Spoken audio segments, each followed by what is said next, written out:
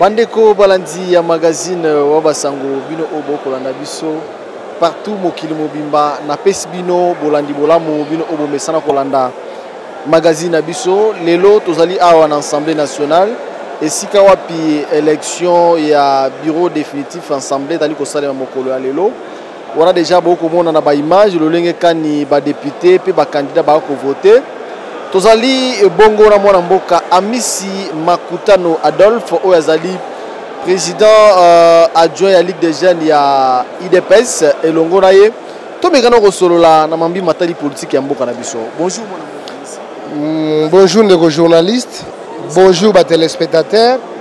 Santé Tungisi. Kaka ndenge boyebi etungisi vraiment na occasion ya ndenge santé Tungisi nazali ko kebisa na bayenyoso bakanisi bakosilisa bomo ya Amisi mutu na yo obeli komi batu nazo yebisa bango mutu na mutu azala mission na mokilo mais tango yo kanisi que yo ko mettre fin la vie à Amisi tu te trompes. Avant mettre fin la vie nanga il faut mettre fin la vie à Nzambe o asala ke Amisi azala mutu na kati ya mokilo.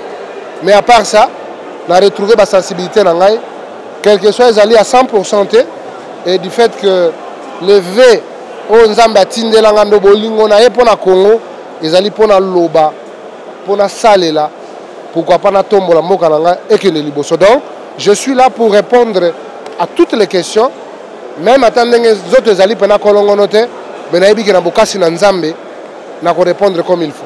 Amisi nzoto za malamu te obandi ko attaquer batu na télévision nayebi te so mutabeli mutu pasi abeli fièvre kendaka pa minganga mais ozo bandi ko attaquer batu na kati ya famille politique na yo beli banda basali yo nini Amisi na lobi na attaquer langa mutu te mais na lobi avant attaquer Amisi il faut attaquer Nzambe wa sala ye nazali yo Nzambe alingaki nazala dona kotika la bongo mokolo na kolongola makolo ngala mokili Nzambe mutakolinga kasi yote okokate ko défendre chef de l'état et ba bien na eno so makama o sala nde balingi balongola mona mboka Amisi azala so invité toyebisi bango na yebisi bango Amisi est le chef de l'état, il n'y a pas un trait d'union. Tant que le chef de l'état sera le président de ces pays, je le défendrai jusqu'au bout. Et à la volonté na yote, et à la volonté na yote, et talingaïté. Na yebinini na landa, na uta libota na ngai, na landa IDPS par l'idéologie. Na landa ngote parce que na lande gokunate. Et j'ai fait preuve, il y a oyonga la kokaye ko sala na kati ya IDPS et que lelo Amisi azali quand même moi parmi bana nyoso ya IDPS oyo papa na bango alinga bango mingi. Donc ça ne sert à rien, on a la vie nanga sinon yondo kolala libanda ngana kolala ndako ya papa na biso avec l'alternative crédible. Félix Tshisekedi président de la République donc komela mai na tonga yo ko sentir. Mwana mboka Amisi ko sentir bino bopona ki état de droit. Mwana mboka Mukoko asala ki bongo marche na ye pacifique. Oyo abana pe ko déclarer ko réclamer ba droit oyo ya ba jeune ya IDPS to mona ki bongo brutalité à la police bakangi bino IDPS boloba so bo komi na pouvoir bokoki jamais ko arrêter batu arrestation arbitraire leo bosali yango bino mo bokoyi na mutam. Non, je ne peux pas aborder cette question de la manière wana na lingina loba que bien sûr ndeko Mukoko c'est un combattant comme biso nyonso. Mais tant qu'on a ko bundela ba jeune non, ça je refuse. Pourquoi? Parce que ba sacrifice aux équipe ya ba jeune composé par Ndeko Amisi, Ndeko Yves Bonkulu, Ndeko Mukenge Shai Muke. To ali ko tambola na ba bureau nyonso pona ko yeba lolenge kani ba koki ko zo ba jeune. Mais soko lobi ke yenda komi ko kende ko bundela biso c'est faux et archi faux. Yeah, ayebi musala nini azali comploter pour bundisa. Non. D'ailleurs moi j'encourage so ezala un peu ebele la kati ya parti oya biso parce que démocratie ezali mais tout ça lango en respectant les règles de l'art pona nini biso tozali kosala musala tongo midi poko parfois tokoki kutana ba maladi mususu parce qu'on ne dort pas, on rentre à la maison vers 2 heures, on se réveille à 6 heures toza kotambola bisika nani oyo toza komona te soki bango bayebi bisika batambolaka te mais biso toyebi place totambolaka etikali kaka tokende sikoyo ya suka tokutana na chef de l'état pour te remettre ye musala oyo tosali par rapport à ba périple nyonso tosali. Nous ce n'est pas la télévision, nous c'est le travail sur terrain. Mais loko nakoki koyebisa bandeko il ne faut pas mener des actions derrière Moukoko pour justifier le sentiment nabino de volonté nabino à briguer le poste tel. Vous avez compris? Alors, wana et quoi arranger biso malamu mingite. Bino batu bosi bo sala la partie oyo. Bo sala mambi et belé à malamu pe à mabe. Batana bino et si le cas. Laissez la nouvelle génération réclamer, pourquoi pas occuper aussi de fonctions au sein du parti pour que tu puisses avoir jus, énergie à Sika.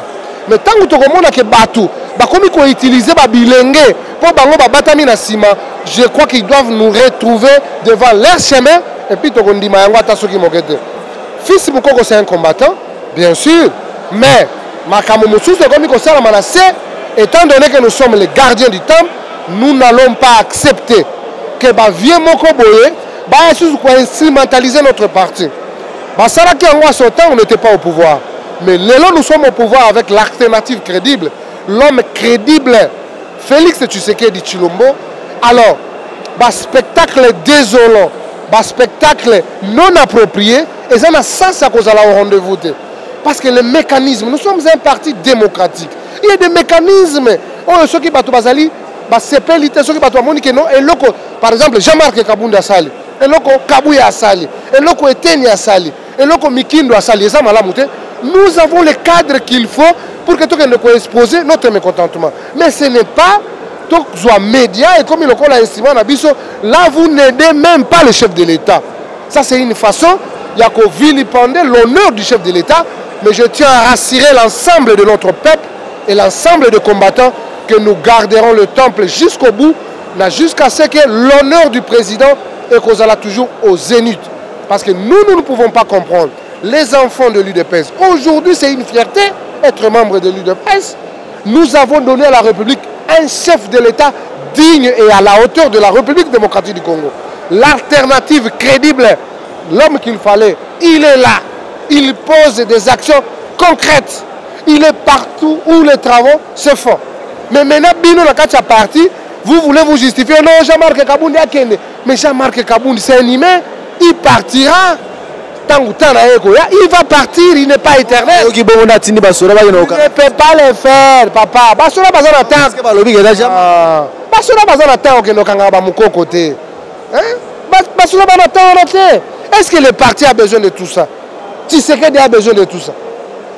Proposer, il y a une proposition na yo. Ngaya misi, nenge naza boé. J'ai ma politique de la jeunesse par exemple. Je vais dès maintenant prendre toute la jeunesse de 13 ans. Je sais que dans 5 ans, ils seront des électeurs du chef de l'État. Quelle sera la politique que moi, si je dois mettre en place pour que Banawana ait la confiance et qu'il va considérer toujours le chef de l'État comme l'homme de la situation et il restera toujours Ya Fati. Comme on a vécu avec le sphinx de l'Humité, homme sans génération, il était toujours Ya Titi. Comment nous allons passer de Ya Titi à Ya Fati? C'est ce qui doit me préoccuper moi. Quand je vais passer avec cette proposition devant le chef de l'État, aux hommes ils vont me considérer. Mais quand moi je vais là-bas, oh non, je vais se retrouver. Bien sûr, casting est bien. Ça on ne peut pas se valer. Mais ce n'est pas à lui d'aller vilipender ça. Nous avons des canaux. Nous avons parlé devant Jean-Marc Kaboun. Est-ce que nous avons parlé. Nous avons parlé devant Etienne. Nous avons parlé devant. Étape en essai, que nous devons évoluer. Le gouvernement sera mis en place. Il y a des mandataires de l'État, des mandataires des entreprises publiques, d'ici là. Mais nous devons affûter nos armes pour que l'opportunité échappe à la jeunesse. C'est maintenant ou jamais. Il faut mettre nos intelligences pour que tous soient vraiment prêts pour la Kokanga Ballon. Mais non, on ne peut toujours pas être là en train de pleurnicher. Oh non, non. La politique, c'est le rapport de force.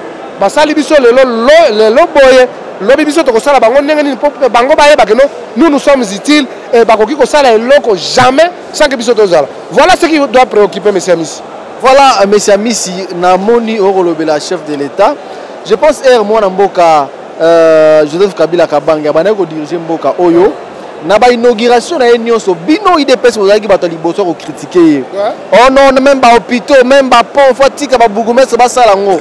Le lot moni chef de l'État a ko inaugurer pont moko muke na nini na Kisangani maloba o wana ko loba lelo kangi bino moko loba ba ba yebite nde ba yebite ngana di Kisangani bien pour wana za mulai pont de 30 mètres mais muke o mo peut-être na film ou bien la téléphone eza mulai ici il faut justifier quelque chose toi ali na président o yazali na suivi et non seulement suivi les peuples de Tchop ont apporté leur vœu na chef de l'État olandi banze mo ba yembite ils ont lapidé bato musu bakena na lukuta kuna na Kisangani pour faire haïr l'enfant de la promesse.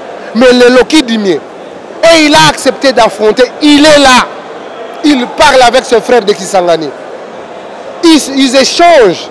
Et je crois qu'après cet échange, tu vas retrouver gain de cause au Kisangani de la part du chef de l'État. Donc, papa, nous devons avoir un président actif. Et aujourd'hui, il est à comprendre que la République démocratique du Congo est bénie d'avoir un président digne comme Félix Tshisekedi, chef de l'État dans ce pays. Là, on ne va pas tergiverser. Il est le seul et unique à son genre et il restera ensemble avec ces généraux que nous sommes. Namoni chef de l'État a rotamwa la province Nabiso. Bana nini ertolesaki élément na lobby bana mai ndombe babengaki la grand bandundu. Alors bi province wana depuis Nzamba kela yango tisuko baza même pas d'infrastructure moko. Même pas pont au bamoni chef de l'État inauguré. Baza na posé à chef de l'État kitakuna parce que babosa na bango depuis Congo ezala Congo chef de l'État moko ta komana nukuna. Yo message na yo za nini po oza molobeli ya mona mboka Félix Tshisekedi Tshilombo wazali président de la République pour na kokitsa pe bana ya Congo wana mutema parce que bana posé pas au mona chef de l'État. Merci beaucoup de journalistes na ko rassurer bana Maindombe que lelo soki to lobi to zali na président digne à la hauteur de la République. Totangi Félix Tshisekedi. Ezali kaka pona bana Kisasa te, bana Kisangani te, ezali pe pona bango. Chers amis à Maindombe, je tiens à vous rassurer que le chef de l'État va fouler ses pieds pour palper ma difficulté on se confrontant pendant plusieurs années. Toyebi bien que ba memela kibino le kuta, ba memela kibino ba mensonge, ba memela kibino koina na tribalisme, mais la vérité a fini par triompher. Yango lelo la zone di ba mission balobaki le kuta ya kambangu, vérité ya malé mais réunion c'est comme il y a Félix Tshisekedi. Donc je tiens à les rassurer que bana Maindombe, bana bandundu en général, vous avez votre président Yazanga Ekolo, président Yalinga ba Congolais Sodenge Sengeli, chef de l'État Félix Tshisekedi, à cause de la rendez-vous na bino. D'ailleurs, lui, c'est l'homme de la situation difficile. Il sera avec eux, il va partager avec eux. Et à quelle place il y a et que le problème, le président va le palper ensemble avec son entourage, avec son équipe, pour amener les solutions idoines par rapport à un problème dérangeant qui bango. Ça a droit parce que le président de la République est comme qui le la mythe et comme qui le l'esprit, mais le président de la République a sa réalité. Azali mutu oyo komono ko simba akomela oyo komela akolia oyo kolia akolata oyo kolata akotambola bisiko kotambola tike ba président ko beta bale na ba jeune te ko simba batute a remis trop adola tya batu politique ya poto a eza bongo te. Non, je crois que na maloba na yo vous êtes d'accord avec moi pour na koloba ke le loto zali na président peuple. Il est le président peuple. Et biso tout ba peuple to anenge moko na biso na mokonza biso moko lo lenga ko sala ndeto ko sala lo lenga ko lia ndeto ko lia lo lenga ko loba ndeto ko loba lo lenga ko lata ndeto ko lata lo lenga ko tambola ndeto ko tambola. Le chef de l'État unique à son genre, nous avons une bénédiction chaque jour, chaque matin nous devons toujours dire merci à l'Éternel parce qu'après si biso mutoya ya kolongola biso na libulo batika ki biso à 21 ans. En tout cas, avec la volonté du peuple congolais, ensemble, nous irons avec. Pourquoi pas que Luka moyen, il y a beaucoup de serviteurs de Dieu, on a prié. Pour la yémora prier pour le chef de l'État, mais tous les Congolais ont prié pour le chef d'abord aux obétateurs, que notre chef a battu à tous les Congolais. Nous respectons la parole de Dieu, nous respectons le Père Céleste, parce que Bokonzio est allé Bokonzia Bonzambe. Peut-être que l'obéli. Nendego Kabundi Walesa a meki kolobala nenge sengelité parce que le chef de l'État mérite le respect. Oki kolobala chef de l'État tegano soki kutu monanité Donc, ce qu'on looking à Kufa, nous disons, ce qui a Kufa dans 2 ans et que cela soit la volonté de l'Éternel, à Kufa naïe. C'est ainsi dit l'Éternel. Papa, s'il vous plaît. Lobby dimanche, tout le monde chef de l'État face à face na serviteur de Dieu moko, il y a catholique. A Kenaki comme on a Monseigneur Nani évêque Mosengo. Alors, pas Koutana Kabundu, Nana Kabundu, à ça la magie. Mais ça reste à vérifier. Pas minimiser, ça reste à vérifier. À s'adresser à qui est pas Nani pas Koutana chef de l'État. Chef de l'État, c'est Koutana Batunyoso. À chef de l'État, il y a avant le 29 décembre 2018. À président, il y a le 30 décembre, les Congolais vont voter. Il veut parler avec tout le monde. Il donne la chance à tout le monde. Il est ouvert à tout le monde. Le pasteur Kabundi Walesa, c'est ça qui est pas ya nani. Et puis en tant que Moussali Nanzambe, tu dis que Basana Nanzambe, Basana Limemia, Basana Boto, c'est Basana la considération. Est-ce qu'on peut s'adresser à un chef de l'État comme ça? Ce qu'a Lukinga été étalé, ça c'est quoi ça? Biso Bato total. Ou ce qu'a Royate a empêché, alors toute la nation prie pour le chef de l'État. D'ailleurs, à l'ancien qui va prier. D'ailleurs, la nation prie déjà pour le chef de l'État. Balobi, tout ce qui est révélé est condamné. Alors, ce qui est déjà révélé, est que ça a un impact na nini? Non. Ici, d'ailleurs, je tiens à rappeler les enfants de Dieu pour dire, nous avons une vision, une provision. Donc, nous avons une vision, nous avons déjà solution. Mais biso comme ton numéro Nzambe, ce qui Nzambe na biso lobby que M. Félix Tshisekedi, président de la République, a Kokufa dans 2 ans, Tokoloba ainsi dit l'Éternel, Maloba Nzambe salam. Mais te lobby, Azali président de Nzambe 10 ans nano, totanga nano. On peut ça passer au Kabundu aller sa solution à Rokomona yo pour le Kamoepe Alzwanzela ya malam pas. En tout cas, monsieur pasteur, j'ai beaucoup de respect na bassin Nzambenga. Et nayebi que peut-être au sein de ça qui n'a pas canoë à Malamoute, ce qui a kosenga que Tomeka comme maïna banzela parce que bato comme il va moquerie, comme il va dispute et comme il échange de paroles, c'est pas bien. Nous sommes entre nous, nous avons un président qui prie, un président qui aime l'Éternel, un président qui s'est donné à Dieu. Oh Nzambe alobi okozala mokonzi pe lelo aza mokonzi. Azali président a défité que Azwaki Minduki abomi ba Congolais pas comme chef de l'État. Il est le chef de l'État des Congolais, le chef de l'État voulu par l'Éternel, Dieu le Père. Donc, ce qu'a formalité, nous allons l'aider et je crois que le pasteur aura le temps de se voir avec le chef de l'État, pour discuter, pour que Mboka na biso ke ne liboso et que bon il y a président il a toujours il y a combattre la makila mayesu masia parce que yenda kufa ki ne kuluzo pour na masomo na biso. C'est un pécheur, le chef de l'État il n'est pas saint mais il doit être protégé par le sang de Jésus-Christ. Voilà, tu as dit presque na suka mais kuna pe élection ezali kotoka bino IDPS lelo boza déjà to loba mwasi na mobali na FCC boko voter boko soutenir candidature ya Janine Mabunda. Janine Mabunda olobi bo critica ki lelo ba komi soin o bo soutenir. Oh ba ko zala soin na nini. Et puis bino mbale bo komi. Te so lobi ko to komi. Donc bino mi balé ba o asimi makila na elamba pembe bo komi donc ate bino salité. Congo ya après le 24 janvier, le jour où le président a prêté serment, dans le Congo ya après le 24 ans de mon côté. Moutouazana histoire na ye, Moutouazana passé na ye. Le contexte politique. On ne permettre que Bissoto kende bongo. Mais il y a une condition. On va travailler pour répondre aux aspirations du peuple congolais. Et non pour nos ventres et salabaki kala. Les gens ne savaient pas se punir. Bato basaki musiki na bango, baliaka baba mbongo na bango, hémicycle oyo. En aucun cas tout le monde qui va suspendre qui même un chef d'avenir ici hein. Même un DG ici. Mais cette fois-ci c'est le contraire. Yozala ministre Ibambongo à l'État. Parce que ceux qui bango basakani base ko sakana libanda. Ceux qui bango basakani biso to ko sakana libanda. Parce que ce n'est pas le temps des antivaleurs, le temps. Mais oui, Jean-Marc Kabundi fait partie de cette équipe là. Il est l'aide de l'UDPS. Ceux qui ont salé la volonté à l'UDPS, il a un problème très sérieux. Mais à côté une fois là qui s'est acté alors que non, makambo salami na nango d'accord. peuple tant à côté la lobi que non en tout cas makamone za malamu te Jean-Marc pe aboya ki yango mais ceux qui makamone za malamu te yé pe endimi mais il va nous trouver sur son chemin donc il y a cause à l'épargner. Nous sommes là pour l'action du peuple d'abord et non le ventre d'abord. Lobi bo critique qui gouverne pouvoir passer les lots bino mo na kati assemblée nationale na bureau définitif boboyi opposition ezala. Non, il faut respecter les principes. Comment on peut y opposition? Et dans la loi organique, la 4e hémicycle, ils allaient respecter.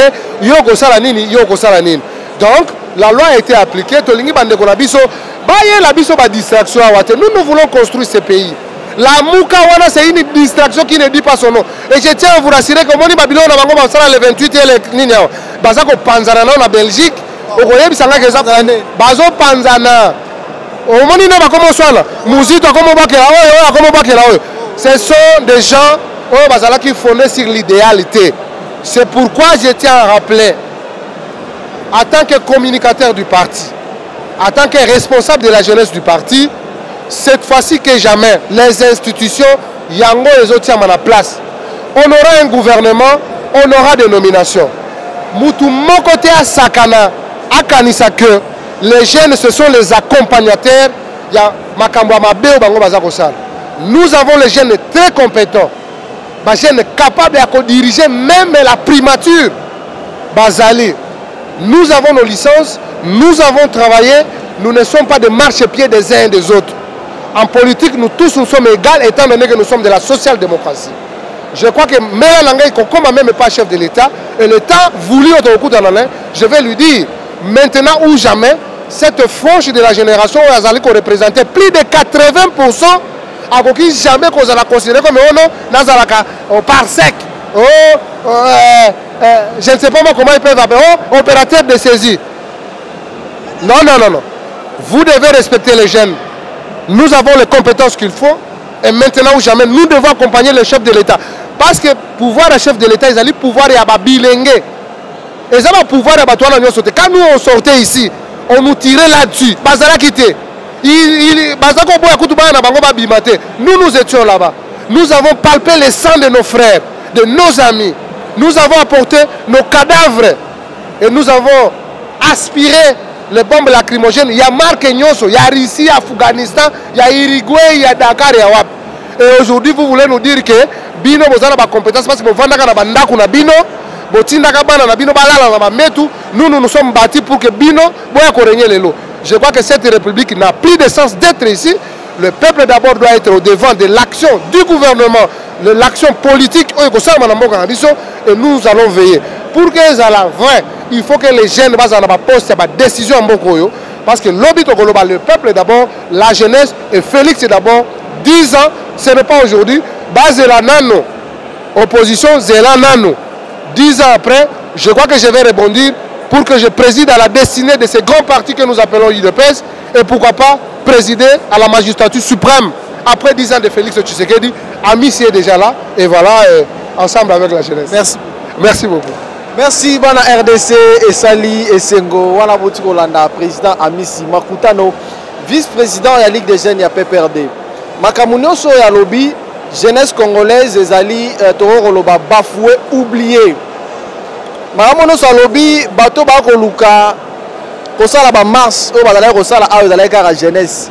Bandeko bazwa ba gaz biso nyonso na basi ya caméra mais lelo une fois na pouvoir babosani tantôt ba caméra oyo bana ko filmer bango ba komi na ba caméra oyo daki na climatiseur babosani biso nyonso ndeka ko loba jeunesse eza oublié babosani pe jeunesse or jeunesse ebundaki po lelo changement ezala na mboka to mona bandeko na biso ba jeune bakufa ba na cimetière famille na bango balelaka bango mais bato mususu balinka balia na sima na bango eloko mona mboka Miss Makutano lobby et c'est pelisinga parce que je suis jeune tozo luka moyen to percer na béton oyo bateli biso liboso to bola béton na to kende to accéder na esika oyo bénédiction na biso nyonso ezali Congo eza ya mutu te Congo eza ya biso nyonso chef de l'état akotambola Congo mobimba na mai ndombe bakolela ye depuis Congo ezala Congo province ya mai ndombe depuis bakabola yango ezalaka même pas na pont aéroport ezalaka te mai ezalaka pasi donc nyonso kuna province oubliée alors bana poste ya chef de l'état la bango akita bamona ye ayoka bango pe ndenge akotambola partout barobetela maboko po balobi 2023 confiance bango dali toujours na mwana mboka Félix Tshisekedi Tshilombo. Merci, au revoir.